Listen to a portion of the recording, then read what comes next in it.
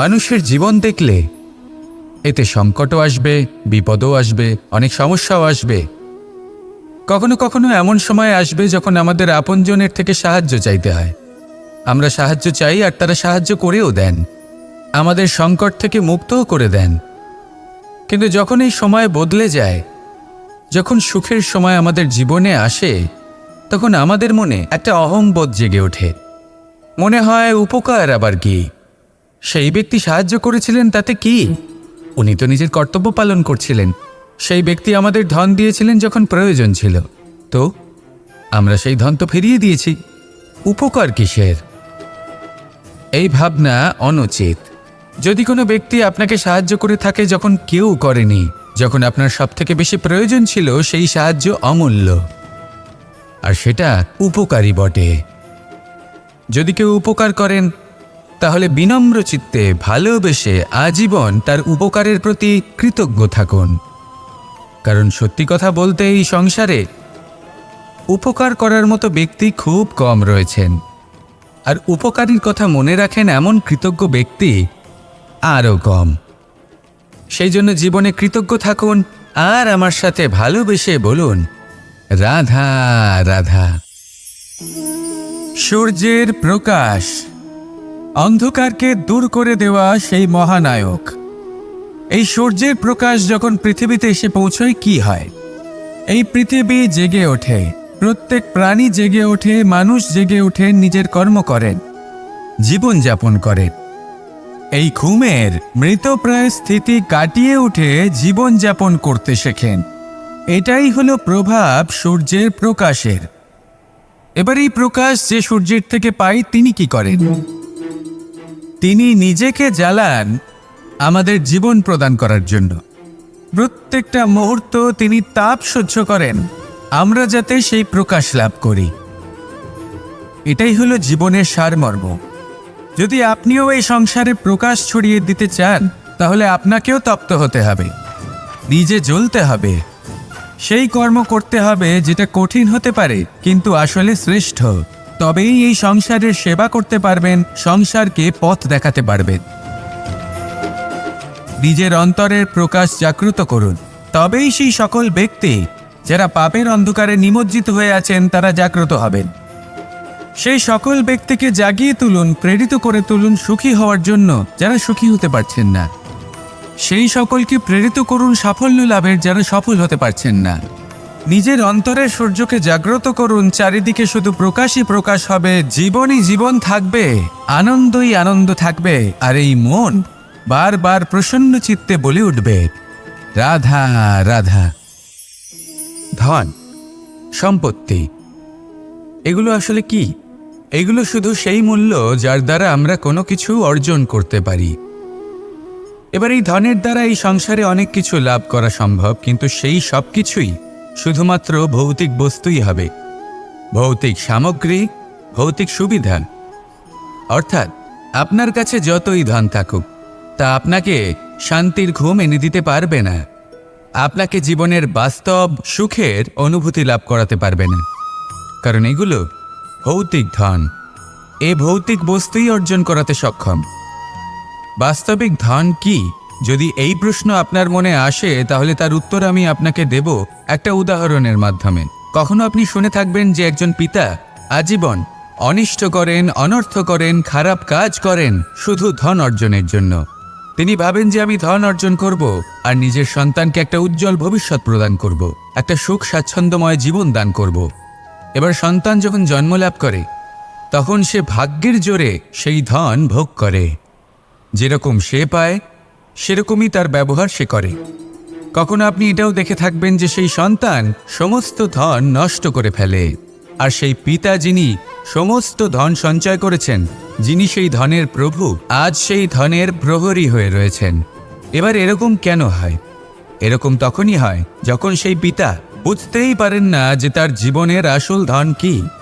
সেই আসল ধন তার সন্তানকে সে দিতেই পারে না।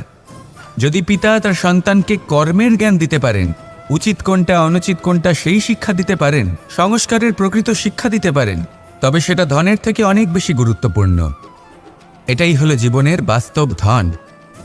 আপনি সেই কথা তো অবশ্যই শুনে থাকবেন কুসন্তান হলে ধন সঞ্চয় করে কি হবে, সুসন্তান হলে ধন সঞ্চয় করে কি হবে? সন্তান যদি কুপুত্র হয় তাহলে সব নষ্ট করে ফেলবে, আর সন্তান যদি সুপুত্র হয় তাহলে ধন থাকুক না থাকুক সে নিজেই কর্মের পথে অগ্রসর হয়ে ধন অর্জন করবে আর নিজের জন্য এক উজ্জ্বল ভবিষ্যৎ গড়ে তুলবে। তাই সন্তানকে সম্পদ দেওয়ার আগে কর্মের জ্ঞান দান করুন, সুশিক্ষা দিন, কারণ এটাই হলো জীবনের প্রকৃত ধন। আসুন আর আমার সাথে ভালোবেসে বলুন, রাধা রাধা। প্রত্যেকটা মানুষ আলাদা হয় আর অত্যন্ত বিশেষও হয়। প্রত্যেক মানুষ ভিন্ন ভিন্ন পরিবেশে পালিত হয়, বড় হয়। প্রত্যেকের নিজস্ব চিন্তাভাবনা থাকে, নিজস্ব বিচারধারা থাকে। যখন অনেক ভিন্ন বিচারধারা একত্রিত হয়ে যায় তখন শুরু হয় বিবাদ।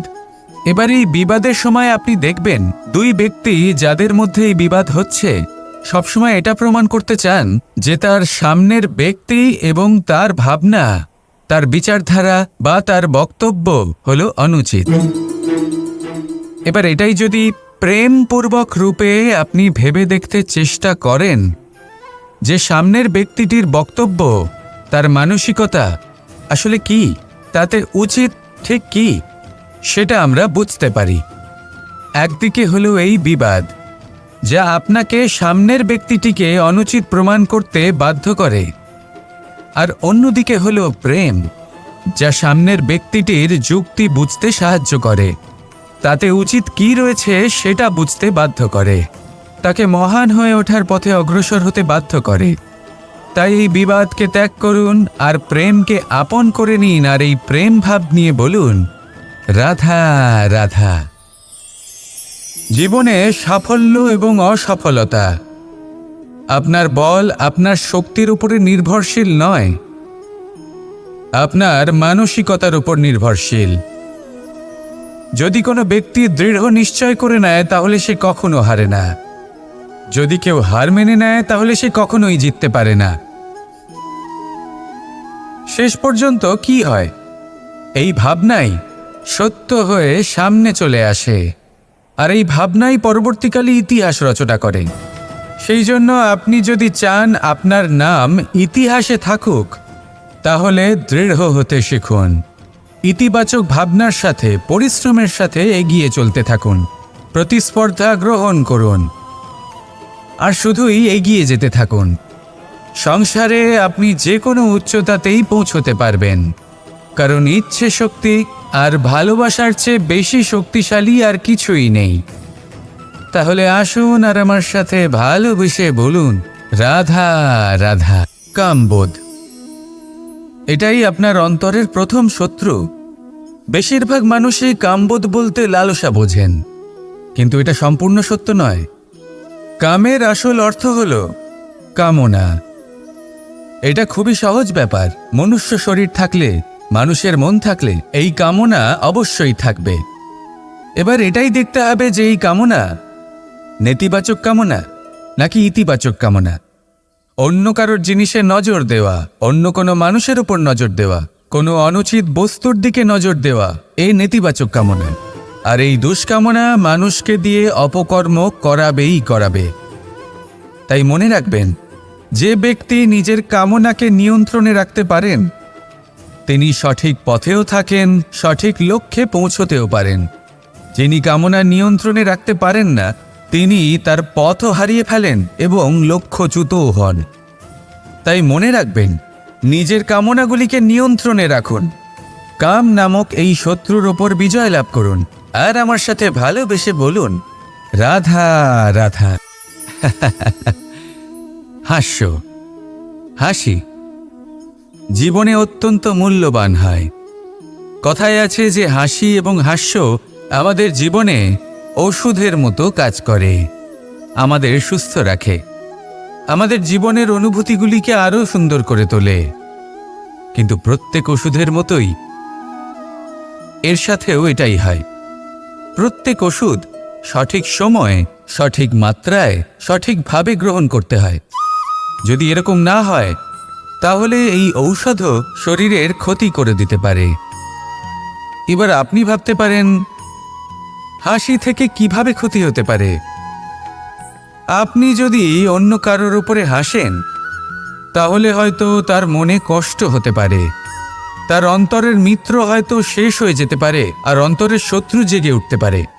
কিন্তু এটাই যদি আমরা সকলকে সাথে এনে সকলের সাথে হাসি, তাহলে হয়তো আমাদের অন্তরের এই হৃদয়ের ভেতরে লুকিয়ে থাকা যে শত্রু তা শেষ হয়ে যেতে পারে আর অন্তরের বন্ধুসত্তা প্রকাশিত হতে পারে। ঠিক কি না? এবার আপনাকে উদাহরণ দিই। যখন দ্রৌপদী দুর্যোধনকে নিয়ে হেসেছিল তখন তা মহাভারতের সৃষ্টির কারণ হয়েছিল। কিন্তু সেইখানেই যখন পার্থ আর মাধব একসাথে বসে মৃদুমন্দ হাসতেন তখন ধর্ম স্থাপন করা হয়েছিল। তা আপনি কি চান? কাউকে নিয়ে হেসে তাকে আঘাত করতে চান, নাকি সকলকে একসাথে এনে তাদের হাসিয়ে তুলে ধনাত্মক প্রভাব ফেলতে চান? সিদ্ধান্ত আপনার। আসুন আর আমার সাথে ভালোবেসে বলুন রাধা রাধা। মাঝে মাঝে কিছু মুহূর্তের জন্য চোখ বন্ধ করে ধ্যানের বেদিতে বসে ধ্যান করতে চেষ্টা করুন আর বোঝার চেষ্টা করুন যে আমরা সর্বপ্রথম কি দেখতে পাচ্ছি, কি অনুভব করছি। আপনি দেখতে পাবেন সবার আগে আপনার চোখের সামনে আপনার দুষ্কর্মগুলিকে, আপনার লুকিয়ে থাকা ক্রোধ, অন্তরের যন্ত্রণা, ভয়, নিরাশা, এই সব কিছুই সবার আগে দেখতে পাবেন আপনি। আর এই সব কিছুই আমাদের দুঃখের কারণ হয়ে ওঠে। এই সব কিছুর সারমর্ম কি? সারমর্ম শুধু একটাই, সেটা হলো এই যে আমাদের এই মন তা কিন্তু দুষ্কর্ম পছন্দই করে না। আমাদের এই মন একটা সুখময় জীবন যাপন করতে চায়, সৎকর্ম করতে চায়। তাই এটাই করুন, শুভ চিন্তা করুন, শুভ কর্ম করুন, ইতিবাচক মনোভাব নিয়ে জীবনে অগ্রসর হন। তারপর চোখ বন্ধ করে অন্তরে দেখতে থাকুন। দুঃখের আভাসই পাবেন না। এই মন প্রসন্নতা এবং প্রেমের দ্বারা পূর্ণ হবে এবং বারবার বলে উঠবে রাধা রাধা। ছোটবেলা থেকেই আমি গরু চড়িয়ে অভ্যস্ত, সেই জন্য সকলে আমাকে গোপাল নামে ডাকত। কিন্তু গোপাল হয়ে আমি একটা অমূল্য শিক্ষা লাভ করেছি। আমি দেখেছি যে গৌশালাতে অনেক বাছুরের মধ্যে একটি গাই তার নিজের বাছুরকে অবশ্যই চিনে ফেলে। যেখানে সমস্ত বাছুর একই রকম দেখতে এবং প্রত্যেকের স্বরও সমান, তারপরেও সকল বাছুরের মধ্যে নিজের বাছুরকে ঠিক চিনতে পেরে যায় এবং তার সাথেই থাকে। ঠিক এইরকমই কিছুটা হয় আমাদের কর্ম এবং তার কর্মফল। আপনি সবার মাঝে থেকেও কোনো কর্ম যদি করেন, সেই কর্মফল সবার মধ্যে আপনাকে চিনে ফেলবে এবং আপনার সাথেই থাকবে। তাই যখনই কর্ম করবেন ভেবে চিন্তে করবেন। কোনো কর্ম করার আগে একবার ভেবে দেখুন, তাহলে জীবনে বারংবার অনুতপ্ত হতে হবে না। কারণ বিষয়টা কিছুটা এরকম যে এই সংসারে আপনি কাল, কর্মফল এবং সময়, এই তিনের হাত থেকে কখনো লুকোতে পারবেন না, কখনো পালাতেও পারবেন না। আসুন আমার সাথে ভালোবেসে বলুন রাধা রাধা। আভূষণ। কার না ভালো লাগে এই আভূষণ? আমরা পরিশ্রম করি, ধন অর্জন করি আর আভূষণ কিনে থাকি, কখনো নিজের জন্য, কখনো বা তাদের জন্য যাকে আমরা ভালোবাসি, বা তাদের জন্য যাকে আমরা সম্মান করি। হয়তো সেই জন্যই সীতা চূড়ামণি ধারণ করেছিলেন এবং আমি সামন্তকমণি। কিন্তু এটাই কি সেই প্রকৃত আভূষণ যা আপনার মূল্য বৃদ্ধি করে? না। শ্রীরামের আভূষণ হলো ওনার নম্র ভদ্র ব্যবহার। মাতা সীতার আভূষণ হলো ওনার সততা, ওনার নিষ্ঠা, ওনার ত্যাগ। অর্জুনের আভূষণ ছিল ওনার একাগ্রতা। রাধার আভূষণ ওনার প্রেম। এই আভূষণ কোথাও নেই, আপনার মনে আছে। যদি আপনার মনে মিষ্টতা থাকে, তা শান্ত হয়, তাতে সততা থাকে, নিষ্ঠা থাকে এবং প্রেম থাকে, তাহলে আপনার অন্য আর কোনো আভূষণের কোনো প্রয়োজন নেই। আপনি যতই ভিড়ের মাঝে থাকুন, আপনার ঔজ্জ্বল্য চোখে পড়বে। আসুন আর আমার সাথে ভালোবেসে বলুন, রাধা রাধা। সুখ এবং দুঃখ এই দুই হলো আমাদের জীবনের অবশ্যম্ভাবী এবং গুরুত্বপূর্ণ অঙ্গ। আমাদের সকলের জীবনে কখনো সুখও আসে, আবার কখনো দুঃখও আসে। আমরা সবসময় ভাবি আমরা কিভাবে সুখ লাভ করব, কিভাবে আমরা দুঃখ থেকে দূরে থাকতে পারি। আর এই জীবনে যা কিছুই ঘটুক না কেন, সেই সব কিছু আমরা সুখ এবং দুঃখের মাপদণ্ডে মেপে থাকি। এবার এখানে একটা ছোট্ট বিষয় আছে। এটা ভেবে দেখতে হবে যে কে আসলে সুখী ব্যক্তি। সুখী ব্যক্তি হলেন তিনি, যিনি নিজের জীবনে নিজের কর্মের বিশ্লেষণ করে থাকেন, সেই বুঝে পদক্ষেপ নেন। উনি কি করতে চলেছেন সেটা উনি জানেন। আর যদি ওনার কোনো দোষ থাকে বা ভুল থাকে, তাহলে সেগুলো শুধরে নিয়ে এগিয়ে চলেন। সেই জন্য উনি সুখী হন। অন্যদিকে যে ব্যক্তি দুঃখী, তিনি কি করেন? তিনি নিজের উপর নয়, অন্যের উপর নিজের নজর রাখেন যে তিনি কি করছেন, কিভাবে কর্ম করছেন। ওনারা অন্যের নিন্দা করেন, অন্যের সাফল্য দেখে ঈর্ষা করেন, ক্রুদ্ধ হয়ে যান, ওনাদের বাধা দিতে চেষ্টা করেন। সেই জন্যই তো ওনারা দুঃখী হন। এই সংসারে এমন অনেক ব্যক্তি আছেন যারা এই কারণে দুঃখী নন যে তাদের জীবনে দুঃখ আছে। তারা এই কারণে দুঃখ পান কারণ অন্যের জীবন অনেক বেশি সুখের। দেখুন, শেষ পর্যন্ত আপনাকে নিজের কর্মের প্রতি মনোসংযোগ করতেই হবে, অন্যের প্রতি নয়। কারণ আপনার জীবনে আপনার কর্ম হলো এমন একটা জিনিস যা আপনার নিয়ন্ত্রণে আছে। নিরন্তর চেষ্টা করতে থাকুন, নিজের কর্মকে বুঝতে শিখুন, শুধরে নিন, নিজেকে শ্রেষ্ঠ করে তুলুন। তখন সাফল্য নিজে থেকে আপনার কাছে আসবেই, আর এই মন প্রসন্ন হয়ে বলবে, রাধা রাধা। প্রেমের পরিভাষা আসলে কি? ভিন্ন ভিন্ন ধরনের ব্যক্তি, ভিন্ন ভিন্ন ধরনের প্রেমী আলোচক বিভিন্ন ধরনের পরিভাষা প্রদান করেন এই প্রেম নিয়ে। কিন্তু প্রত্যেকের মনেই কখনো কখনো এই প্রশ্ন এসেছে, এই ভালোবাসা আসলে কি? নিজের প্রিয়তমকে জয় করাই কি প্রেম? চার হাত এক হয়ে যাবার নামই কি প্রেম? নিজের আবেগ ব্যক্ত করাই কি ভালোবাসা? না, প্রেমের অর্থ কাউকে লাভ করা নয়, বরং তার মাঝে বিলীন হয়ে যাওয়া। যদি কারোর হাত ধরে থাকি, তাহলে আজীবন তার সাথে পথ চলা হলো প্রেম। প্রেম শুধুমাত্র সেটা নয় যা প্রেমী আর প্রেমিকার কেশদামে মালা বেঁধে দেয়। মাতা পিতার জন্য দিনরাত পরিশ্রম করা, নিজের পরিবারের জন্য দিনরাত পরিশ্রম করা, সেটাও প্রেম। নিজের বন্ধুদের জন্য, আপনজনের জন্য সবকিছু উজাড় করে দেওয়ার নাম হলো ভালোবাসা। নিজের মাতৃভূমির জন্য সাহসের সাথে লড়াই করা এবং আনন্দে নিজের জীবন ত্যাগ করে দেওয়াও কিন্তু প্রেমের নামান্তর।